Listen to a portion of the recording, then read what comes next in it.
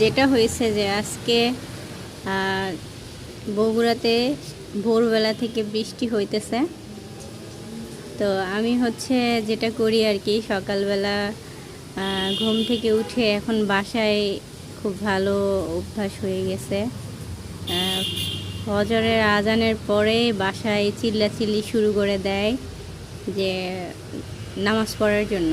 তো ঢাকায় যেটা হয়তো যে ফজরের নামাজের সময় মানে ঘুম ভাঙতো না, পরে এই নামাজটা পড়া যাইতো, বাট বাসায় আসলে ফজরের